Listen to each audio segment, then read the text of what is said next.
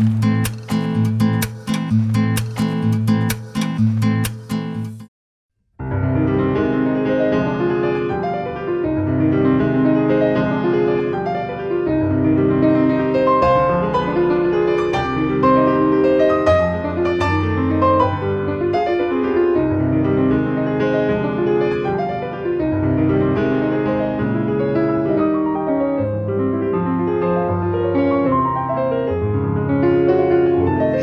everybody. Today we have one of the best pianists of the world, Isabel Dobarro. It's a very big pleasure to have her here in Starview Magazine, and we're going to talk with her in English and Spanish, as she is Spanish, but she lives also in New York, and it's a great honor to have her today. Hey! Hello, how are you? Good. We're going to do the interview. Here's Isabel Dobarro, one of the biggest pianists of the world. And I'm very happy to have her as also a friend. She was the winner of the top Starview Award. She came here to Marbella, where I met her, and it was a big pleasure meeting her. She's such a great person. And today we have her here. Okay, well, we did, as I said, we made a beautiful interview in the magazine. And now today we have you here in live, and everybody would love to know about you and your concerts and everything. You said that you started very young playing the piano. Tell us about this. So thank you so much for this opportunity. As you said, it was my great pleasure to go to Marbella, to go to this award ceremony, which was so special for me. And indeed, I started very young. I started when I was only 3 years old.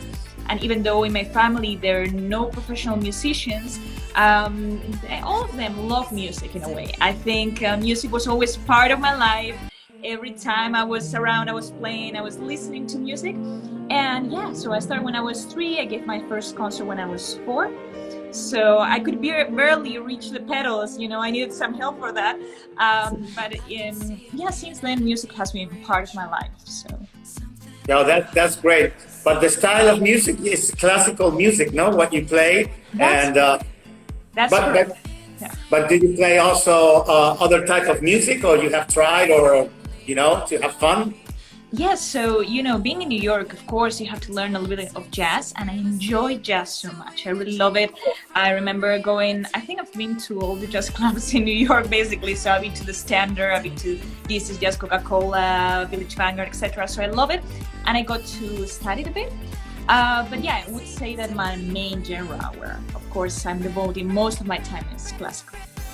Oh, I love jazz too. I used to hear when I was very young too. Dave Brubeck, it was amazing.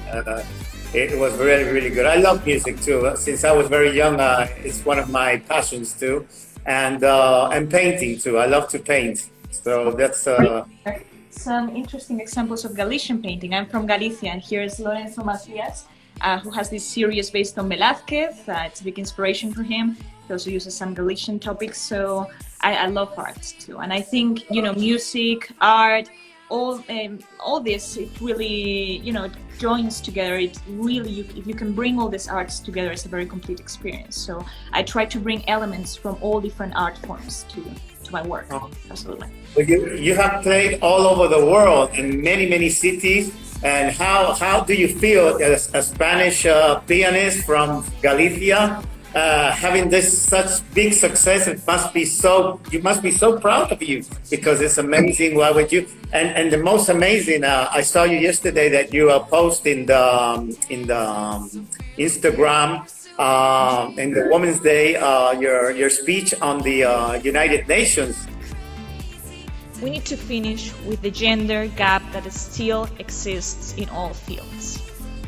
It is inconceivable that in the 21st century, half of the society is discriminated. Wow, that's incredible. Tell us about this.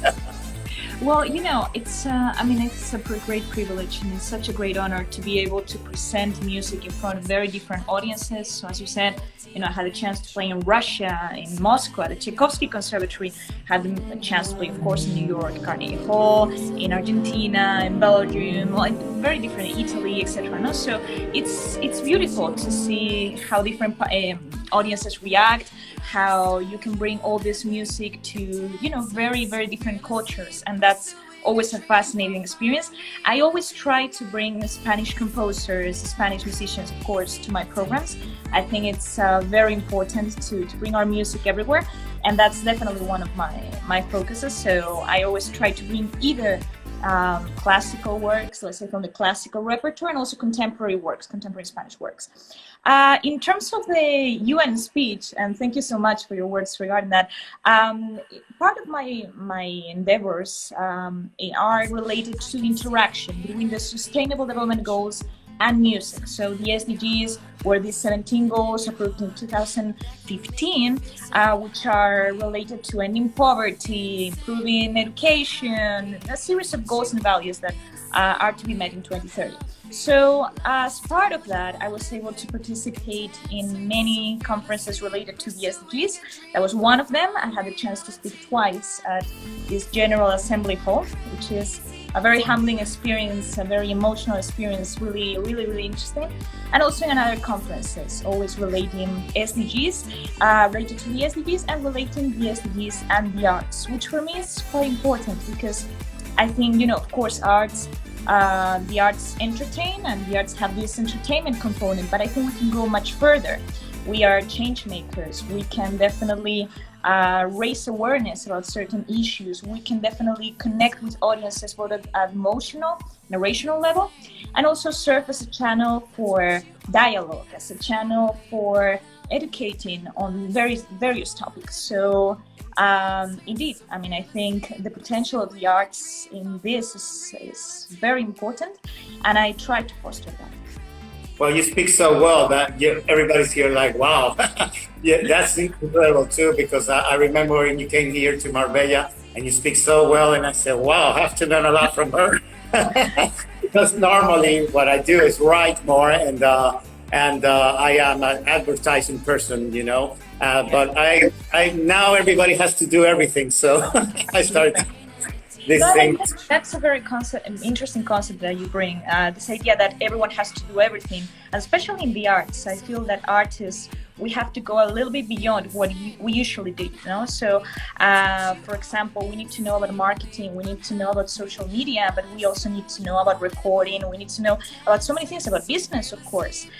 This entrepreneurial mindset that was not part of the artist education in the past, I think is more and more important now in the present. And that's something that I also advocate for, that artists have knowledge in law, in international relations, in business. I think it's very important to build this idea of a well-rounded artist.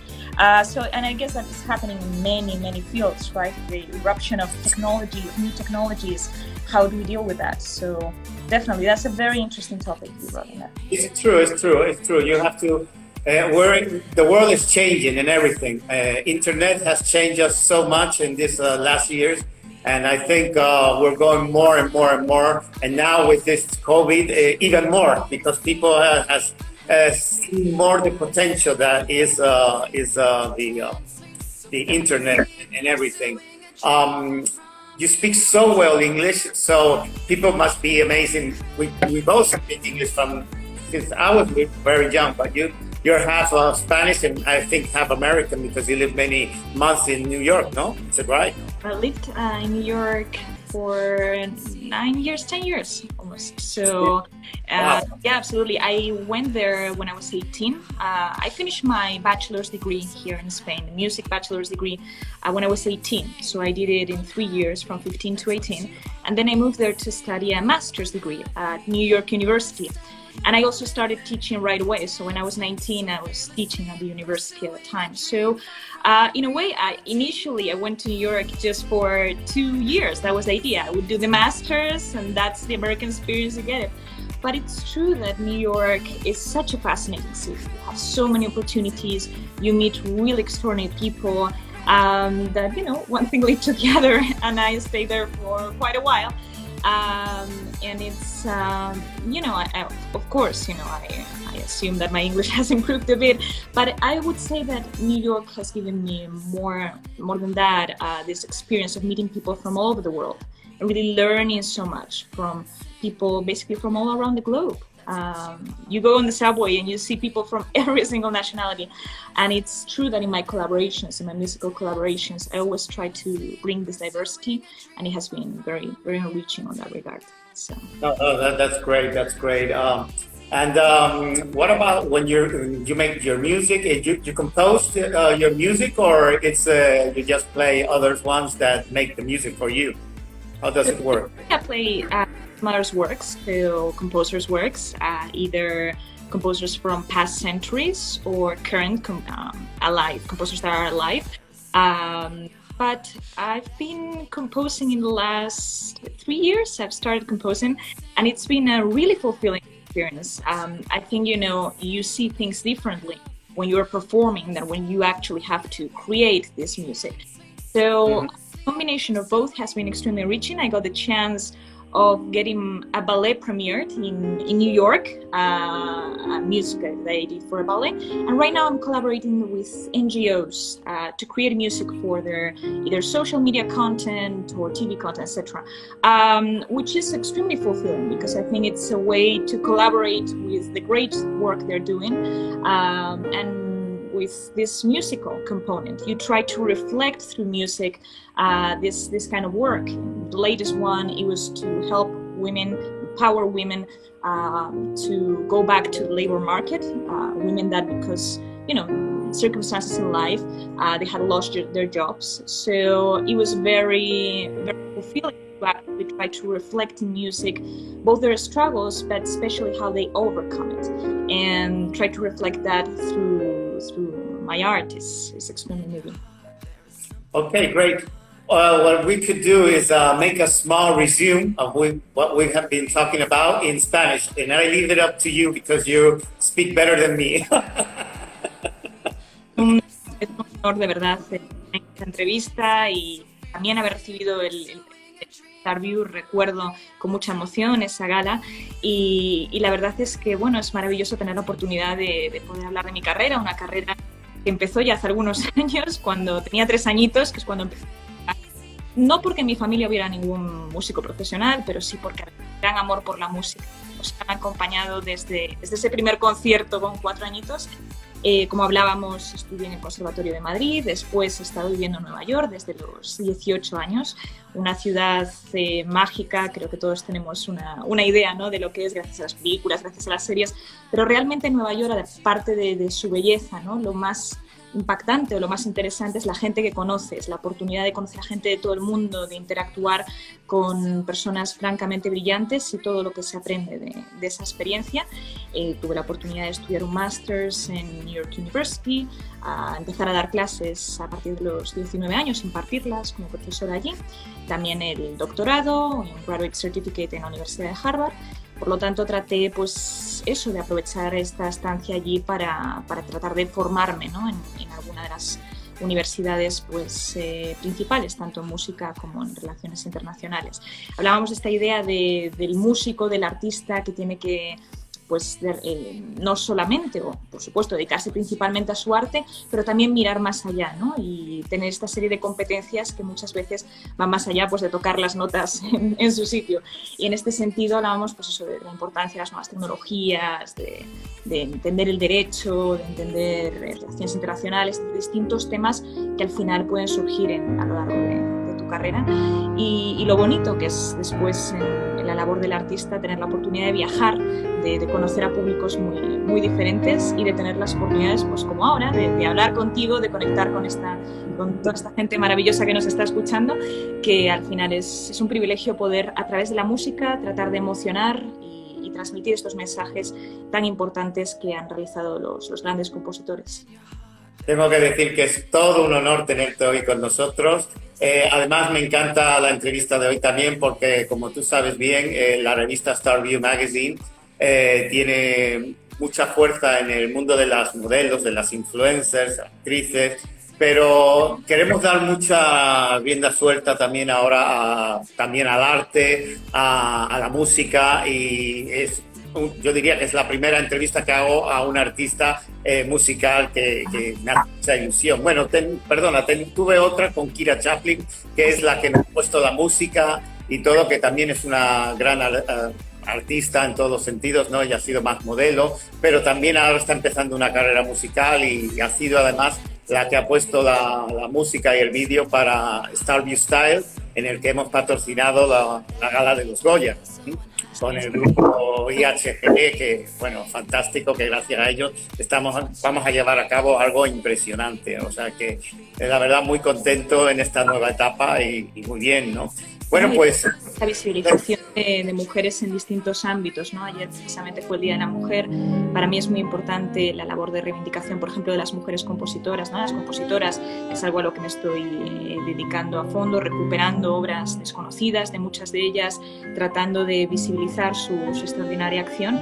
Y por tanto, pues creo que esto tiene que surgir en todos los distintos campos, ¿no? Al final se necesitan referentes y es muy bonito que Starview también colabore con esta labor, ¿verdad? De visibilizar. Al principio hemos siempre apostado por el arte. Bueno, ya has visto que tenemos pintores, tenemos de todo, escultores, artistas. Tú fuiste de las primeras de una entrevista preciosa que hicimos y volveremos a hacer más cosas, haremos eventos en los que nos encantaría que tú participaras. Bueno, sabes que siempre están abiertas las puertas con nosotros. I will go back again to English. We were saying that we were talking about with Isabel about the honor that she's here today and that we love to promote the art and the music and all that. And which are your future plans or immediate plans that you have right now? Well, so quite exciting things, really exciting programs coming in the next months. Perhaps the most, let's say, the biggest one is a big homage to Pauline Viardot. So Pauline Viardot was born 200 years ago, extraordinary composer, pianist, singer. She did everything great. I don't know how she made it, but it was quite extraordinary how she really was outstanding in all the fields, and she had an incredible presence all over Europe. So she composed Russian songs, she composed French songs, Italian songs, Polish songs. She was essential bringing Latin American music to Europe. She fought against anti-Semitism when Wagner was bringing all this anti-Semitism. She was really, against his treatment of Jews. So she stood up for values at that time, for very important values. So truly, I mean, it's an extraordinary figure. She was friends with the greatest artists at that time. So I'm bringing, basically I'm playing her whole work for piano, her complete works for piano and also for piano and violin, and for voice and piano. So that's the main project. I also have a very exciting project coming up this June. I cannot announce it yet, but very big names are involved. And basically the idea is to follow this concerts, to continue with this concerts, promoting women composers. That would be a very important part of my work. Also very exciting orchestral concerts, also playing Clara Schumann Concerto, Mozart Concerti, Beethoven Concerti. So all this is coming up and I'm really excited. Well, that will be amazing. You always have the support of Starview, whatever you need. We're here to help you. We have a very interesting person named Mira Korbawi that we have to say thank you to her because she is also sponsoring this video. And she would love to send you a message. She loves your work. And she's a great interior designer from Paris that she's now in Marbella. And she will send you a message, and I hope you like it. Hi Isabel, we have something in common. You bring peace of mind and serenity to people's spirit and ears, and I do the same with people's homes. I refer to a very ancient Chinese philosophy called Feng Shui, and I help people energize their interior space, their homes, in order to bring good energy to their every specific space. Good energy in Feng Shui language is called Shi, S-H-I, and people who are surrounded by Shi in their homes are surrounded by more fortune, more happiness, and more harmony. So what I'm doing now in Marbella is proposing a visit of 1 or 2 hours at people's homes to help them bring Qi, good energy, to every specific space, and this is what I'm doing now. Thank you for listening. And it's been such a big pleasure having you today here. We will make more interviews, and anything you want to say to your followers and everybody? Well, thank you so much for this was such a pleasure, and thank you everyone for listening to it. And thank you really very much for supporting the arts, and especially in these moments. I think more than ever we need the arts to think about today's issues, to reflect on them, to ask certain questions, and to inspire. At the end of the day, we need to look forward, and we have to build this future, and the arts are essential to that. I have to say that we will follow you. We will be following you with all your work, as I always been doing, because Isabel is really a great talent. And I would just ask you the last question. It would be, do you think in Spain, this is what I feel, that when you're out and you come in, everybody is like, wow. But when you're here, many people has to go outside. Why? Why do we have this thing? Well, I think in my case in particular, I'm always very blessed with the support of audiences here in Spain. I must say, right? So in that sense, I didn't notice that much. It's true that it has happened in many cases, but I think always really very fortunate to find it here and to find the support there also. When I came there, when I went to New York, I didn't know anyone there. So basically starting off from zero in a very new city, new environment, and I've been very blessed to have people supporting me all the way. It's true that the way is not easy, and there are certain people that they don't express and support you, but it's true that the most important and the ones that we have to remember and the ones that we have to honor are those that are there all the way, that are supporting you all the way.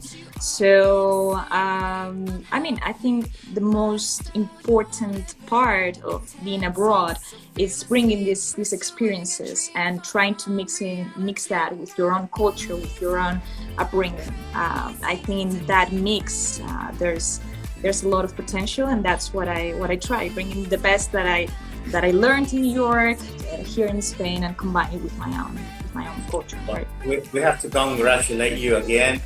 Congratulations for your work, for everything. From Galicia, let's say Viva Galicia, right? Yeah. Because as you know, my father was from Puerto Rico, but our origins are from Pontevedra, from Galicia. So I have a Galician blood too. So let's say Viva Galicia, Viva España, and we hope to see all your concert. It's been a big pleasure again, and we'll soon be talking again. I look forward so much. Okay, thank you so much, Isabel. Thank it was you. a big pleasure. Bye. Bye.